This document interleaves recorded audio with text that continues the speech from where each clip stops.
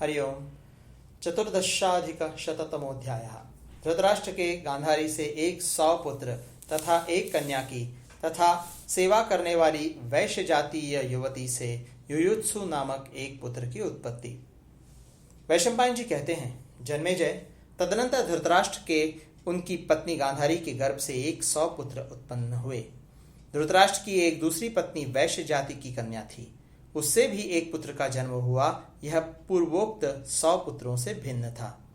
पांडु के, कुंती और माद्री के गर्भ से 5 महारथी पुत्र उत्पन्न हुए। वे सब कुरुकुल की संतान परंपरा की रक्षा के लिए देवताओं के अंश से प्रकट हुए थे।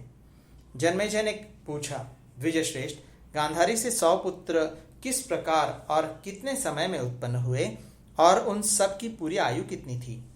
वैश्य जातीय स्त्री के गर्भ से धृतराष्ट्र का वह एक पुत्र किस प्रकार उत्पन्न हुआ? राजा धृतराष्ट्र तथा अपने अनुकूल चलने वाली योग्य पत्नी धर्मपरायणा गांधारी के साथ कैसा बर्ताव करते थे? महात्मा मुनि द्वारा शाप को प्राप्त हुए राजा पांडु के वो 5 महारथी पुत्र देवताओं के अंश से कैसे उत्पन्न हुए? विद्वान तपोधन, ये सब बातें यथोचित रूप से विस्तार पूर्वक कहिए। अपने बंधुजनों की यह चर्चा सुनकर मुझे तृप्ति नहीं हो रही है। वैशंपायन जी ने कहा, राजन, एक समय की बात है, महर्षि व्यास भूख और परिश्रम से खिन्न होकर धृतराष्ट्र के यहाँ आए। उस समय गांधारी ने भोजन और विश्राम की व्यवस्था द्वारा उन्हें संतुष्ट किया।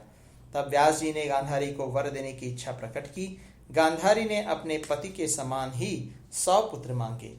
तदनंतर समयानुसार गांधारी ने धृतराष्ट्र से गर्भ धारण किया। 2 वर्ष व्यतीत हो गए, तब तक गांधारी उस गर्भ को धारण किए रही, फिर भी प्रसव नहीं हुआ। इसी बीच गांधारी ने जब यह सुना कि कुंती के गर्भ से प्रातःकालीन सूर्य के समान तेजस्वी पुत्र का जन्म हुआ है, तब उसे बड़ा दुख हुआ। उसे अपने उदर की स्थिति पर बड़ी चिंता हुई। गांधारी दुख से मूर्छित हो रही थी। उसने धृतराष्ट्र की अनजाने में ही महान प्रयत्न करके अपने उदर पर आघात किया। तब उसके गर्भ से एक मांस का पिंड प्रकट हुआ जो लोहे के पिंड के समान कड़ा था। उसने 2 वर्षों तक उसे पेट में धारण किया था, तो भी उसने उसे इतना कड़ा देखकर फेंक देने का विचार किया। इधर यह बात महर्षि व्यास को मालूम हुई। तब वे बड़ी उतावली के साथ वहां आए। जब करने वालों में श्रेष्ठ व्यास जी ने उस मांस पिंड को देखा और गांधारी से पूछा, तुम इसका क्या करना चाहती थी? और उसने महर्षि को अपने मन की बात सच सच बता दी।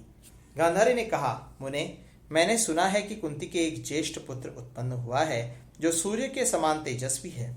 यह समाचार सुनकर अत्यंत दुख के कारण मैंने अपने उदर पर आघात करके गर्भ गिराया है। आपने पहले मुझे ही 100 पुत्र होने का वरदान दिया था, परंतु आज इतने दिनों बाद मेरे गर्भ से 100 पुत्रों की जगह यह मांस पिंड पैदा हुआ है। व्यास जी ने कहा, सुबल कुमारी, यह सब मेरे वरदान के अनुसार ही हो रहा है, वह कभी अन्यथा नहीं हो सकता। मैंने कभी हास परिहास के समय भी झूठी बात मुंह से नहीं निकाली है। फिर वरदान आदि अन्य अवसरों पर कही हुई मेरी बात झूठी कैसे हो सकती है? तुम शीघ्र ही 100 मटके मतलब कुंड तैयार कराओ और उन्हें घी से भरवा दो। फिर अत्यंत गुप्त स्थान में रखकर उनकी रक्षा की भी पूरी व्यवस्था करो। इस मांस पिंड को ठंडे जल से सींचो। वैशंपायन जी कहते हैं, जन्मेजय, उस समय सींचे जाने पर उस मांस पिंड के 100 टुकड़े हो गए। वे अलग अलग अंगूठे के पोरुवे बराबर 100 गर्भों के रूप में परिणित हो गए। राजन, काल के परिवर्तन से क्रमशः उस मांसपिंड के यथा योग्य पूरे 100 भाग हुए। तत्पश्चात गांधारी ने उन सभी गर्भों को उन पूर्वोक्त कुंडों में रखा। वे सभी कुंड अत्यंत गुप्त स्थानों में रखे हुए थे। उनकी रक्षा की ठीक ठीक व्यवस्था कर दी गई। तब भगवान व्यास ने गांधारी से कहा, इतने ही दिन अर्थात पूरे 2 वर्षों तक प्रतीक्षा करने के बाद इन कुंडों का ढक्कन खोल देना चाहिए। यह कहकर और पूर्वोक्त प्रकार से रक्षा की व्यवस्था कराकर परम बुद्धिमान भगवान व्यास हिमालय पर्वत पर तपस्या के लिए चले गए। तदनंतर 2 वर्ष बीतने पर जिस क्रम से वे गर्भ उन कुंडों में स्थापित किए गए थे, उसी क्रम से उनमें सबसे पहले राजा दुर्योधन उत्पन्न हुआ। जन्म काल के प्रमाण से राजा युधिष्ठिर उससे भी ज्येष्ठ थे। दुर्योधन के जन्म का समाचार परम बुद्धिमान भीष्म तथा विदुर जी को बताया गया।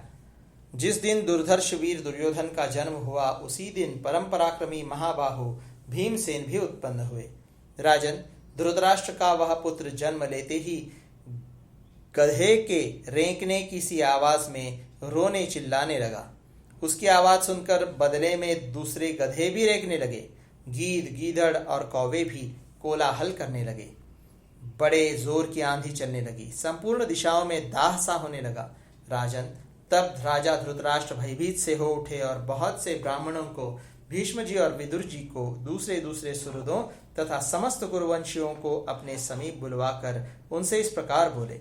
आदरणीय गुरुजनों, हमारे कुल की कीर्ति बढ़ाने वाले राजकुमार युधिष्ठिर सबसे ज्येष्ठ हैं। वे अपने गुणों से राज्य को पाने के अधिकारी हो चुके हैं। उनके विषय में हमें कुछ नहीं कहना है, किंतु उनके बाद मेरा यह पुत्र ही ज्येष्ठ है। क्या यह भी राजा बन सकेगा?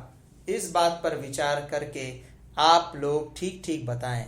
जो बात अवश्य होने वाली है उसे स्पष्ट कहें। जन्मेजय, धृतराष्ट्र की यह बात समाप्त होते ही चारों दिशाओं में भयंकर मांसाहारी जीव गर्जना करने लगे। गीधड़ अमंगल सूचक बोली बोलने लगे। राजन, सब ओर होने वाले उन भयानक अपशकुनों को लक्ष्य करके ब्राह्मण लोग तथा परम बुद्धिमान विदुर जी इस प्रकार बोले। नरश्रेष्ठ नरेश्वर, आपके ज्येष्ठ पुत्र के जन्म लेने पर जिस प्रकार ये भयंकर अपशकुन प्रकट हो रहे हैं, उनसे स्पष्ट जान पड़ता है कि आपका यह पुत्र समूचे कुल का संहार करने वाला होगा। यदि इसका त्याग न कर दिया जाए तो सब विघ्नों की शांति हो जाएगी।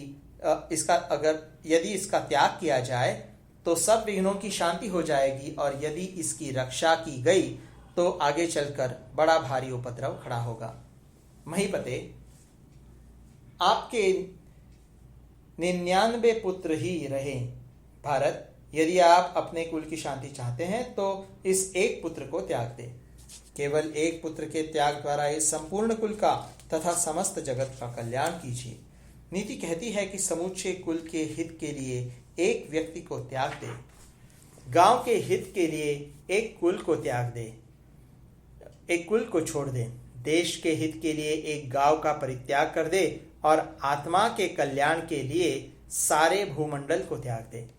विदुर तथा उन सभी श्रेष्ठ ब्राह्मणों के यों कहने पर भी पुत्र स्नेह के बंधन में बंधे हुए राजा धृतराष्ट्र ने वैसा नहीं किया। जन्मेजय, इस प्रकार राजा धृतराष्ट्र के पूरे 100 पुत्र हुए। तदनंतर एक ही मास में गांधारी से एक कन्या उत्पन्न हुई, जो 100 पुत्रों के अतिरिक्त थी। जिन दिनों गर्भ धारण करने के कारण गांधारी का पेट पड़ गया था और वह क्लेश में पड़ी रहती थी, उन दिनों महाराज धृतराष्ट्र की सेवा में एक वैश्य जातीय स्त्री रहती थी। राजन, उस वर्ष धृतराष्ट्र के अंश से उस वैश्य जातीय भार्या के द्वारा महायशस्वी बुद्धिमान युयुत्सु का जन्म हुआ। जन्मेजय, युयुत्सु कर्ण कहे जाते हैं। इस प्रकार बुद्धिमान राजा धृतराष्ट्र के 100 वीर महारथी पुत्र हुए। तत्पश्चात एक कन्या हुई जो 100 पुत्रों के अतिरिक्त थी। इन सब के सिवा महातेजस्वी परम प्रतापी वैश्यापुत्र युयुत्सु भी थे। इस प्रकार श्री महाभारत आदि पर्व के अंतर्गत संभव पर्व में गांधारी पुत्रोत्पत्ति विषयक 114वां अध्याय पूरा हुआ।